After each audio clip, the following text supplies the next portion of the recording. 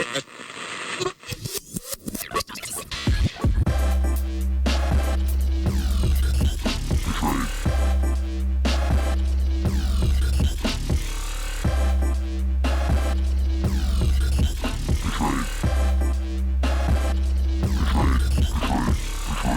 Betrayed. Welcome back to The Betrayed. I'm Gina. This is Drew. Thank you for listening, liking, commenting, and subscribing, and leaving reviews on our Apple Podcasts. I really appreciate y'all. I really love the feedback. And let us know if you would like to come on and tell your story, or if you know somebody who has a betrayal story that they would like to come on. Our links will be in the description below, and you can reach us on our Instagram or our personal Facebooks. Yeah, feel free to reach out to any of us. How are you, Gina? I'm doing really good. Today's been a very productive day. How are you? I'm good. It's a good night. It's a good day. Got no complaints. Yeah, hey.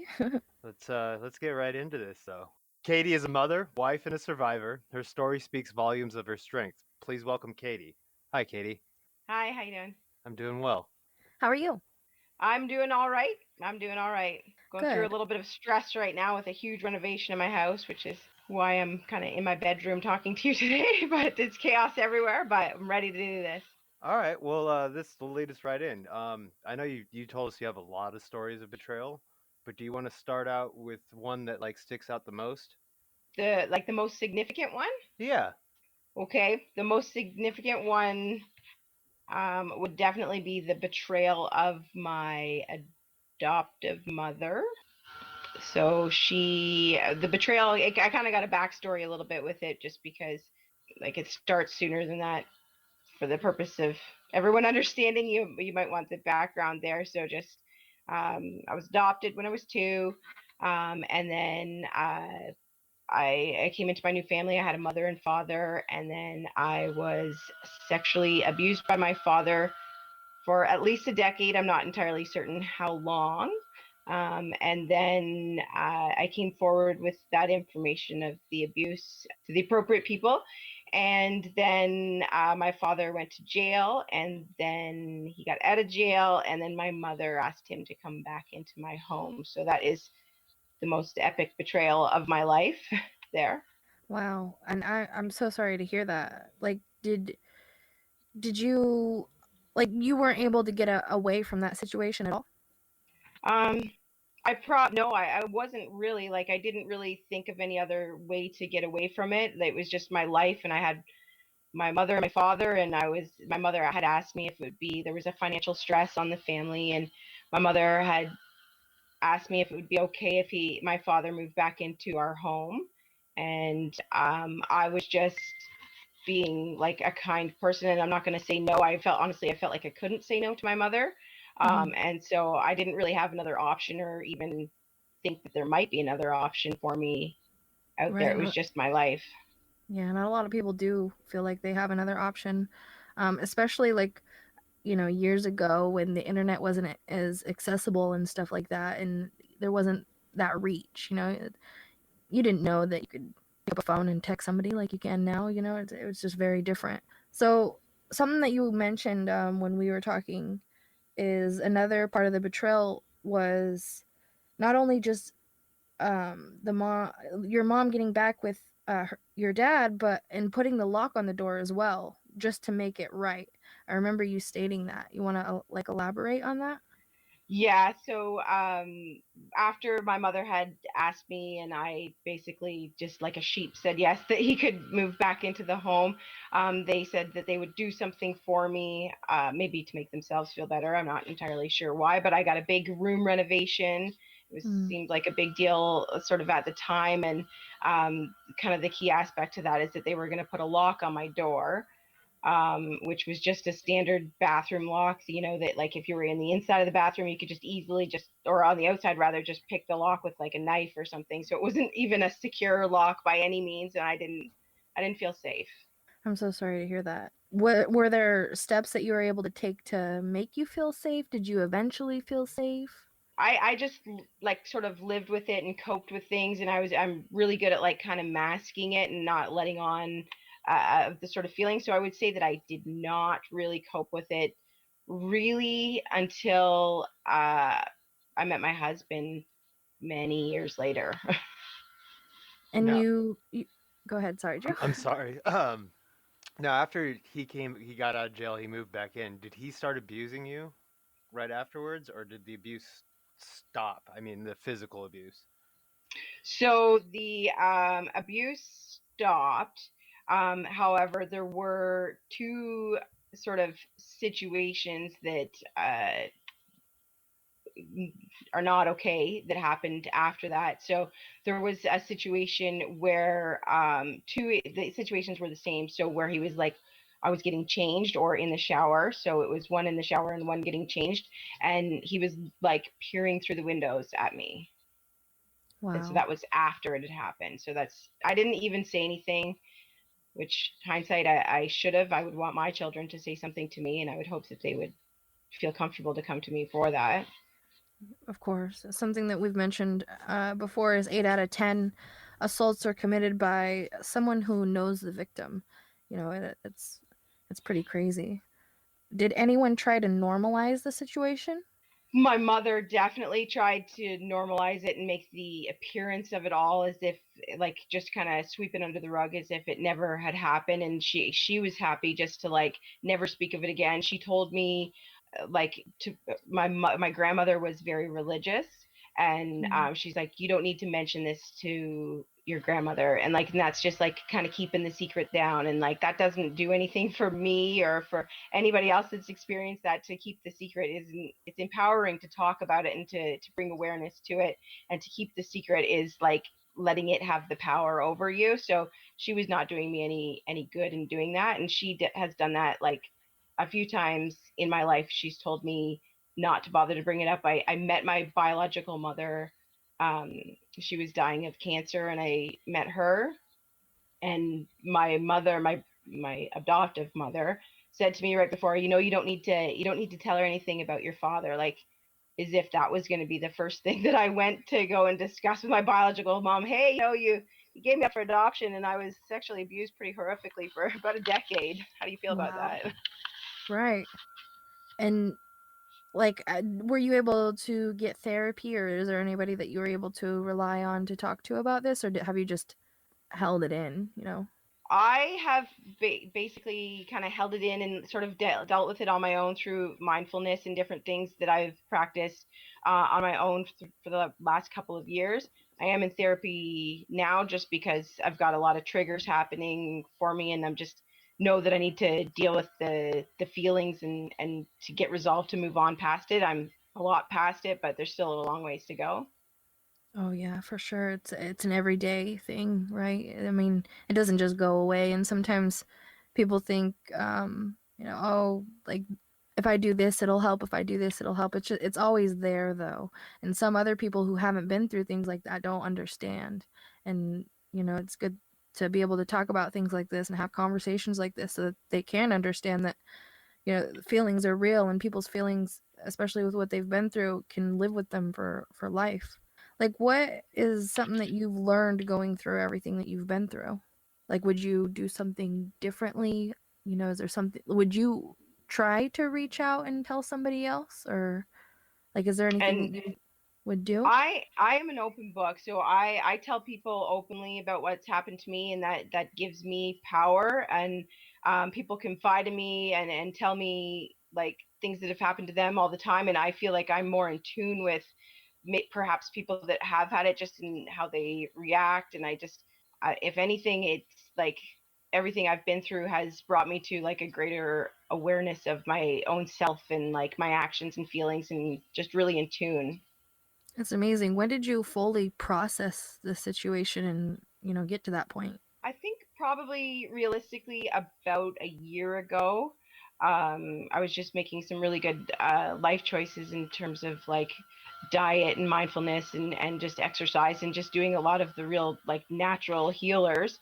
And I think that I was able to just sort of resolve a lot of it on my own. And then sort of that all kind of came crashing down on me right after I got it all fixed. But I think that's just sort of the universe or whatever it is out there, just putting me in the right position to be able to deal with the downfall. And I know that I'm at the perfect time in my life. Like I'm right in the mix of it right now. My father that abused me just passed away just little more than a month ago, and I hadn't talked to him in 15 years. And I went to go see him on his deathbed in the hospital and just let him know that I forgave him. I needed to do that for myself and not for him. Mm. And that was a big close of the book for me. But now I'm dealing with the aftermath. I have post-traumatic stress disorder from the events of my past, and they just are rearing their ugly head at every corner right now. So it's taking a lot of like mental power to battle that, but I'm in the right position from like the previous work that I had done to be able to handle it, I think. Yeah, the entire thing has to be just incredibly draining physically and mentally. Oh yeah, absolutely. It's some days I'm like just exhausted from it, and it's just like the emotion physically exhausts you. Yeah, for sure. Something that I think everybody should know about is RAINN, capital RAINN. And it's an organization for sexual abuse victims. And there's a hotline that we'll leave in the description as well. If anybody needs to reach out or talk to anybody, or if you need help, RAINN is an amazing organization that helps survivors get on their feet and guide them through anything that they need help with, like therapy and stuff like that. It's just an amazing organization. And also, if you just want to donate, I recommend that kind of organization to be donated to.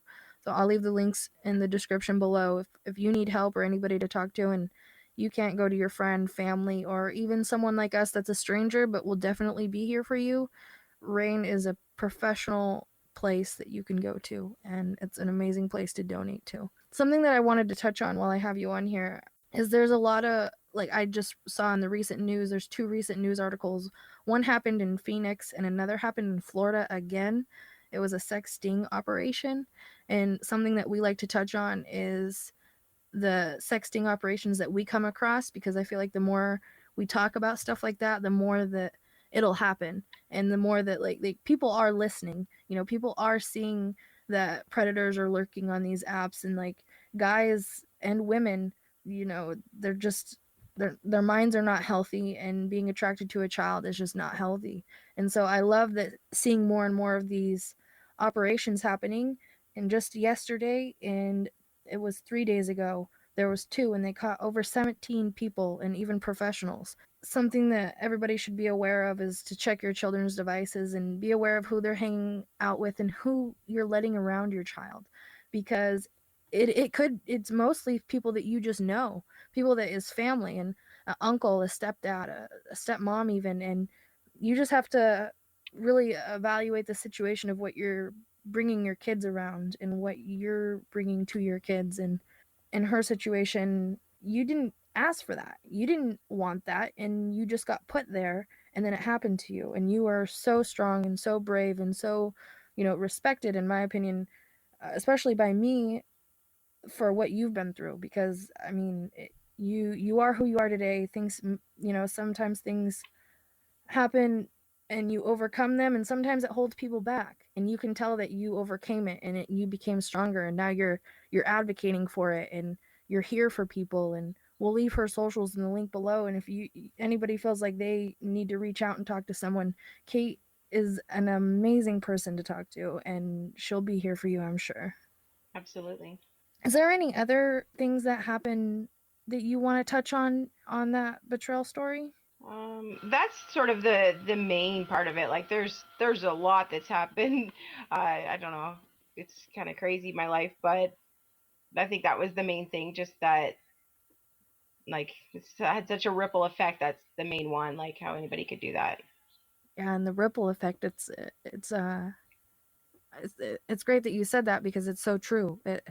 I mean, things do happen like that, where it's just craziness, one thing after another, right? Or at least sometimes it feels like that way, but a lot of cases it really is. What else has happened that you'd like to touch on?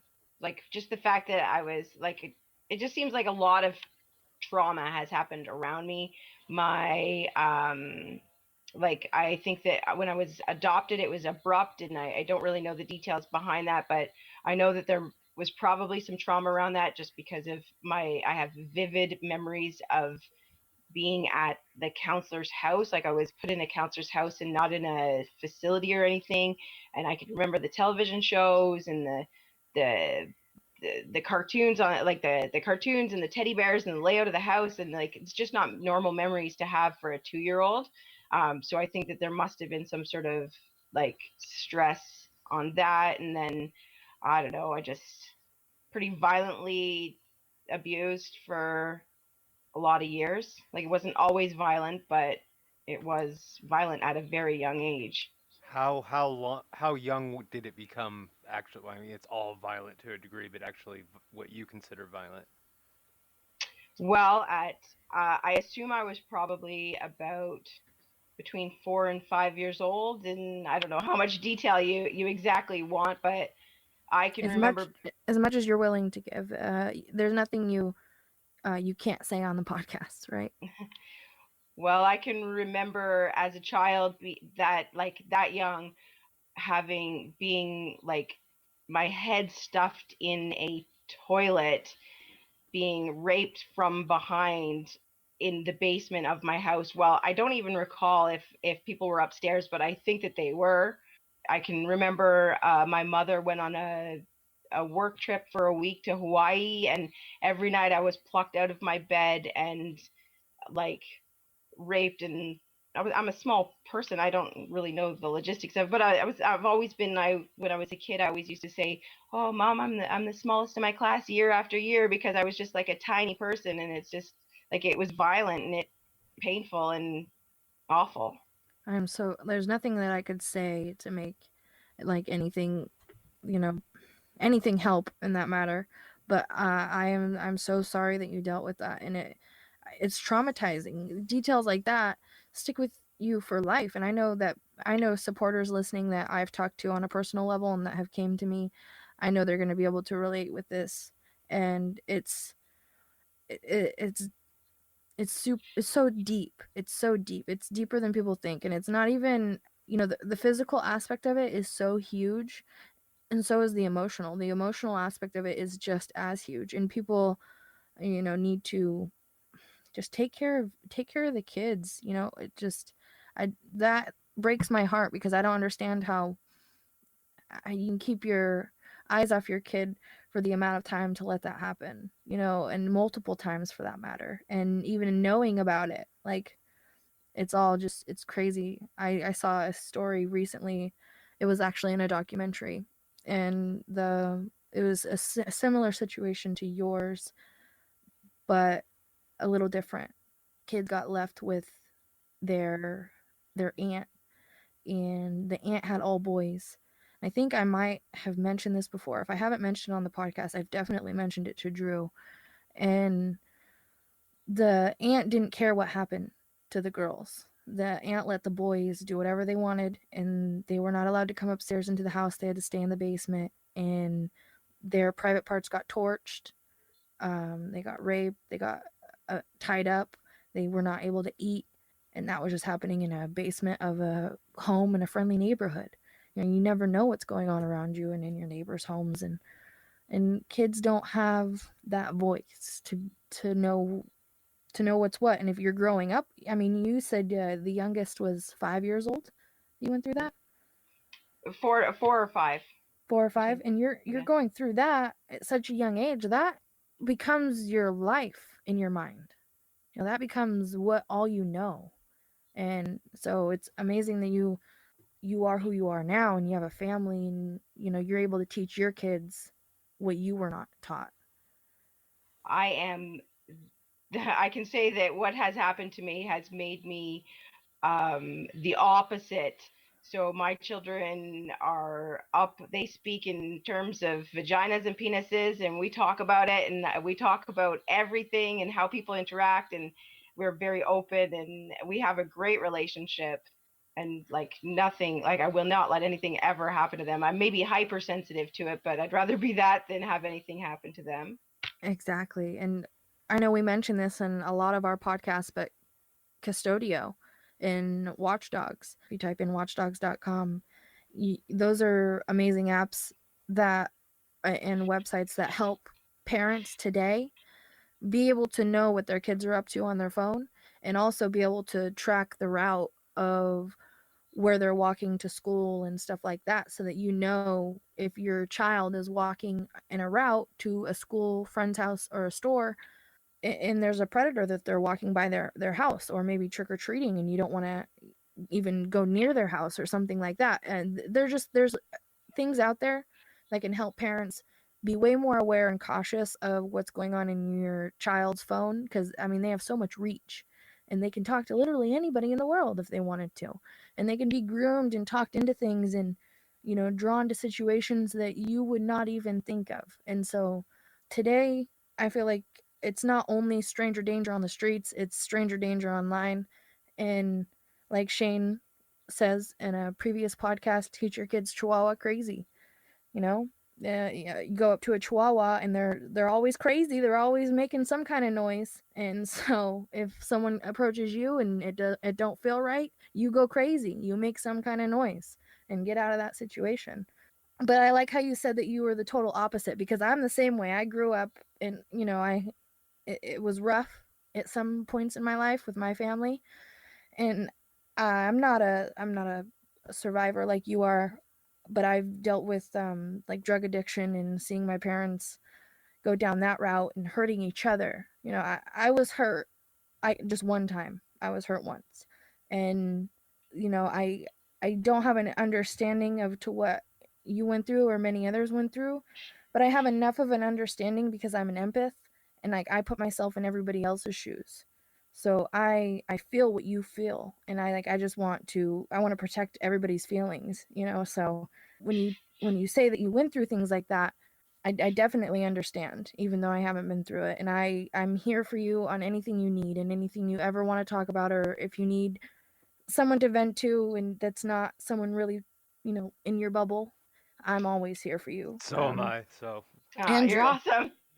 yeah, we definitely care about about people in general, and we think people are interesting and their stories are interesting and everybody can relate to something like that. And that's why we wanted to bring on guests that are not only supporters, but somebody that just comes across our podcast or something that we post, and they're like, hey, I have a story, and they've never even heard our podcast before. They just want to come on and talk, and we're more than open, and we welcome all to come and tell their story, because there's at least one person that can relate with you.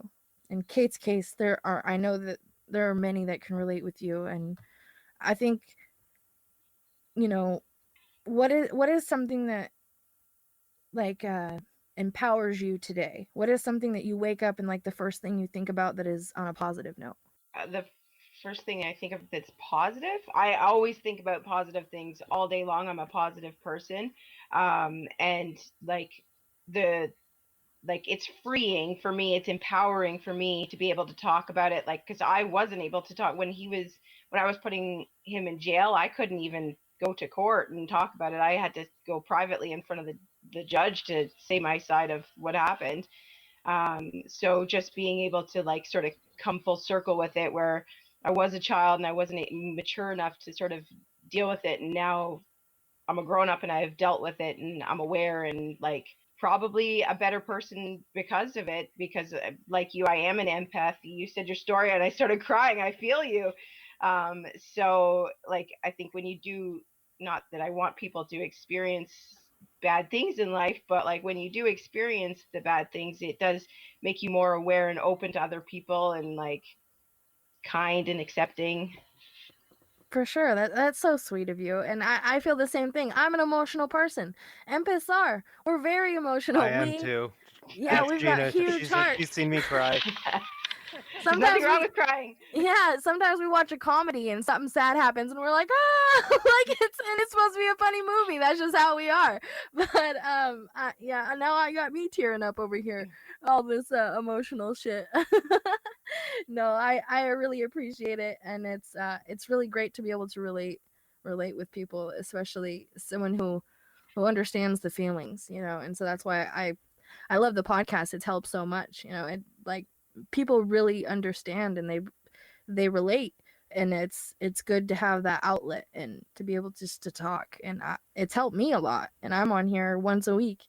It's helped me so much, and to be able to talk with Drew on a personal level and then come on here and execute what we've talked about, It's great. It's And really if great. you ever want to come back on and you have updates to your story or anything like that, you're always welcome to come back. Always, for sure. As- Amazing. I'm sure I'll have some updates coming. Not necessarily good ones, but I'm sure I'll have some updates coming. For sure. Is there any other betrayal stories that you'd like to touch on that you feel like others can relate with? Um, I think that's sort of all I've kind of got at the moment. I don't really have anything. I've got lots of stories, but like I can't think of any other trauma-related ones or betrayal ones. So we've been hearing a lot of news about like Epstein and stuff like that. Like what is your take on what's going on with him? Have you heard much about that? You know what? I have not. I typically don't go to the news. I don't. I'm like an energy person. Maybe a little cuckoo for some, but it's who I am. I believe in energies and stuff, and I stay away from like negative media as much as I can because I don't want it in my bubble because I'm a happy bubble. Yeah, I don't blame you. I'm a lot of the same way unless it's like it's big, it's big enough to where you can't ignore, or like I'm searching for things for the podcast. I never enjoy I was looking, gonna say I have like a sick addiction to it because I know it's toxic, but I just roll around in it sometimes, and the news is just filled with negativity. It's not. I completely understand where you're coming from on that. Well, like with me, and like I have PTSD from the traumas that I've gone through, and so for me, it can, and I know that there's other people, I know this, that like when I get all worked up and triggered from, and it could be anything that triggers me. It doesn't have to be sort of. It's just anything that could trigger me. The media can just send me out of control. Just with the perceptions and like I don't know. It sends me out of whack. Like even just reading different things, I can't. I gotta just center. Yeah, I totally feel that. Something that I wanted to be known is there's this new group that's forming. This was just published yesterday, and it's helping women recover from the trauma of betrayal. I thought it was really interesting. I mean, it relates with what we're doing on the podcast. Instead, these people they're meeting in real life in like a support group, and yeah, it's a new support group and now available. It's in Hampton Roads right now, and they're trying to put it in other cities and stuff as well. But it's for women who are victims of betrayal from their partners and multiple other things. For anyone with connection is what makes us feel love, feel peace, and feel comfort, said Melissa Presley, licensed professional counselor, resident, and Christian counselor with Virginia Beach Christian Counseling. So, for the women to come in and feel vulnerable with their story creates a space that allows them to feel those things in their times of grief. The support group started last fall. I guess it's been around for a little bit. Is a source of community for women whose husbands and other people in their life were into porn addiction recovery program, while the men's program focuses, I guess. So yeah, so I guess it kind of it branched off of a men's porn addiction program, and a lot of the women were feeling betrayed, I guess, by their husbands. So they decided to form a betrayal group, and then it's just kind of spread into other betrayal stories like what we talk about. So I thought it was really interesting, and if you want to look up and if you want to talk to people in person and go to a support group like this, look up and see if there's any. I guess it's trauma of betrayal support groups in your area, and if you feel comfortable enough to speak in front of people and maybe meet friends that you can relate with in your area, it'd be a good place to go to. Not Absolutely. support groups aren't really for everybody, but I mean, it's like coming on a podcast, just everything's in person. And it's in your area. Maybe you can make a new friend. I thought Maybe. that was really interesting though, and hopefully they pop up with some more groups like that. A great idea.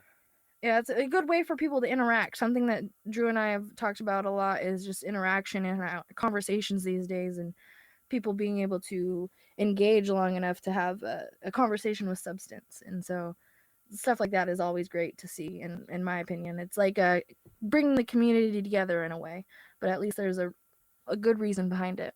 Something that you had mentioned, kind of just to go back a little bit with your story, like when you were 4 or 5 and things were starting to happen, and like you have those memories still, especially like vivid details. It's crazy what you can remember. Do you think that that should be a message to parents, like, because something that I grew up on is like, oh, they won't remember that. Like doing something in front of the kid, and oh, they won't remember that, they're too young. So is that kind of like a message that you can put out there that yeah, they will remember? And it might not be exactly as to what that situation happened, but vivid details definitely stand out, right? Oh yeah, they could definitely still remember it. Like I can see I have chunks that are like blocked out from the trauma. Like I have memories like when I had forgotten a whole lot of my memories until I went to go see my father when he was dying, and then I remembered a whole lot of memories that I didn't remember previously. And so it was like almost like a big whoosh of like memory coming that way. But I do have a lot of distinct memories, specifically around like the traumatic events, like when certain things would happen. Like, I can remember it detailed and envision it. And I don't really know what I dream about, but it definitely I don't sleep well, and because my abuse used to happen through the night.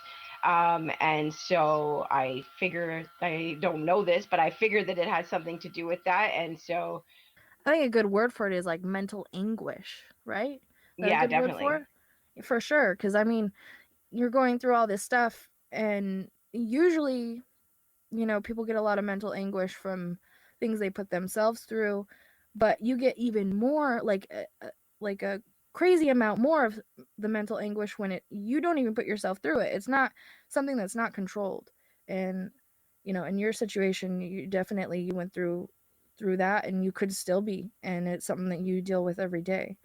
Oh, it does. Like I woke up at 4 o'clock this morning because I had a dream. My son is 5, and he often will come find me in the night just for like a little cuddle or whatever. Oh. I'm a softie, so I let him in. Yeah. But I would so too.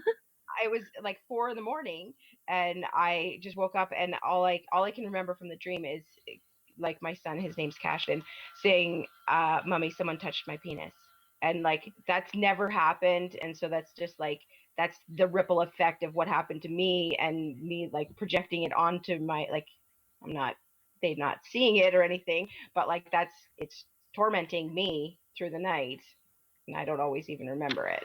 You can't help that. I mean, with what you went through, you can't help it. But I'm, you're probably put yourself in so many situations that you never went through, just in case you go through it.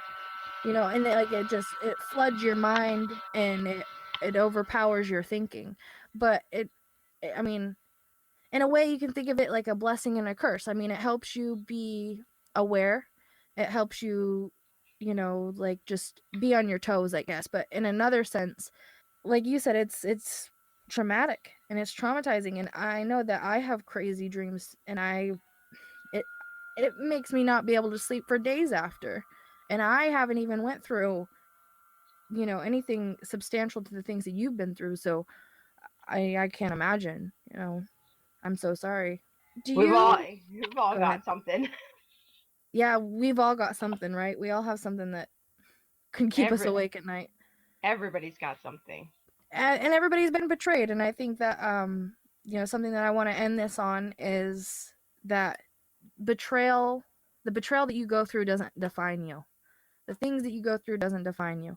And you can overcome it. And I mean, there are people that I know that have been to hell and back, just like stories that sound very similar to yours. And people like that need to be looked up to, and they need to be listened to. And so I think that everybody should go check out Kate's socials, and go check out her Instagram and follow her. And if you want to communicate with her on a personal level, I know that she'd be there for you. She's an empath, I just learned, so she'll definitely be there for you. And I would just thank you so much for coming on. And like we said, anytime you want to come on in the future, we really appreciate it, and we would love to have you. And Yeah, thank you so much. thank Oh, you for being comfortable enough to tell your story. I mean, I know for some people, like I've had guests that want to come on, and then like you were saying, you're nervous, and they ended up being too nervous to come on, and their story is just really deep to talk about, and I can't blame them. I mean, it's a very deep subject to talk about some of the things that people have been through. So you are showing people that are too nervous to come on in the past and maybe in the future that you can do it, and you're not obligated to, but it's a good outlet, and it may help. And so I really appreciate you being strong like that. Well, I'm grateful that you had me on. I was looking for an opportunity to sort of talk about it. And again, it's healing for me, and I would love to, if I could help one person, that would, honestly, that makes my heart full to be there for someone. So absolutely, I would be there in a heartbeat, and I'd love to come back on again. And absolutely, Yes, I'm we down love for it. we love like-minded people, and you're very like-minded, and we really appreciate it. So I'd like to end it on that. Everybody, thank you for liking, thank you for commenting, thank you for subscribing and leaving your reviews on our Apple Podcasts. We really appreciate y'all. Thank you for giving Kate's episode a listen. I hope that you all enjoyed it. Banana Cats. Much love. Banana cats. Peace.